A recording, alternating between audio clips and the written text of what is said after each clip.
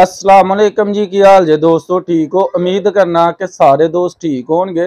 अच्छा जी, मेरा नाम रिजवान है, तुम देखते पे हो जफरवाल न्यूज़। ते थोड़े दिन हो गया, कोई 5-7 दिन बड़ा टिकटॉक, यूट्यूब, फेसबुक ते रोला सुनने पे जी।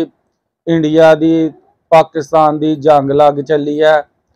इंडिया वाले कह रहे ना, न्यूज़ चैनल इंडिया दे खौफ फैलिया था पाकिस्तानियों च, पाकिस्तानी बड़े परेशान है, पाकिस्तानी ये हो गया वो हो गया। कुछ भी नहीं, जिन्ने के पाकिस्तानी जंग की वजह तो खुश हैं। मैनू नहीं उम्मीद कि कोई भी मुल्क जंग लगन ते खुश हुंदा है। पाकिस्तानी एक एटमी ताकत है।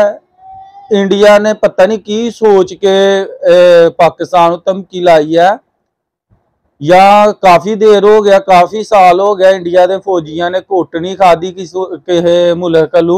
तो उन्होंने सोचा कि पाकिस्तान वाले वाहवा घुटते भी ने ते फौजी भी वापस दे हटते ने बाद च। इस बारी कन्न फड़ाने ने मोदी, तेनू भी उत्थे आके ते तुहाडे फौजियों भी कन्न फड़ाने ने। ते जेड़ा तेनू कोई भुलेखा ने ते वो अपने जेहन चू कढ दे। चाह वेचण वाले सानू धमकियां लाण, गाय का मूत्र पीण वाले सानू धमकियां लाणगे यार। कोई गैरत करो।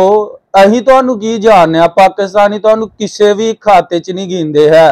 तो तुहाडे कोई जेहन च कोई भुलेखा है, पाकिस्तान ते कोई गलत फहमी ना जेहन च रखियो कि पाकिस्तान नू तुसीं कोई पटाका भी चलाया ने तो पाकिस्तानियों ने तुहाडा वो हशर करना है कि दुनिया याद रखेगी। ते ए जेहड़ियां धमकियां मोदी तू लाना पिया ना, ते सोच समझ के धमकियां ला। ए जेहड़े तुहाडे हीरो बने दे ने, ए फिल्मां दी हद तक हीरो ने। इन्हों बार्डर ते असीं इंज दे कन्न फड़ाने ने कि सारी जिंदगी एक मिसाल बन जाएंगे, कि दूसरे मुल्कों वाले मिसालां देन करनगे कि पाकिस्तानियों ने इंडिया वालियां नू बार्डर दे उत्ते कन्न फड़ाए ने। ते कोई गैरत कर, नाले है केड़ी तू जंग करना पिया जी? पानी बंद करके जंग हुंदी है? ओ जंग करनी है ते साडे नाल सीधी सीधी जंग कर, हथों बाई हो, पता लगे तू किन्ने पावरफुल है, तेरे च किन्ना जोर है। यह की बच्चे वालियां धमकियां जी, असीं तुहानू पानी नहीं देना, पानी बंद कर देना। उधरों तुहाडी मीडिया एडी झूठी है कि कलू गल्लां बना बना के सुनाई जान दे ना, अपनी आवाम नू सिर्फ खुश करदे पियो तुसीं मीडिया दी हद तक।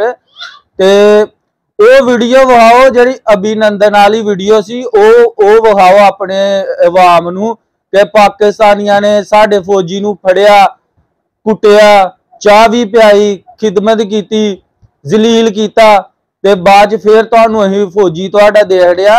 इस गलत फहमी च नहीं हूँ रहना कि असीं फिर तुहाडे फौजी तुहानू वापस करांगे। नहीं नहीं नहीं, वो मोदी तेनू भी कन्न फड़ाने नहीं तो तुहाडे फौजियां नू भी कन्न फड़ाने ने।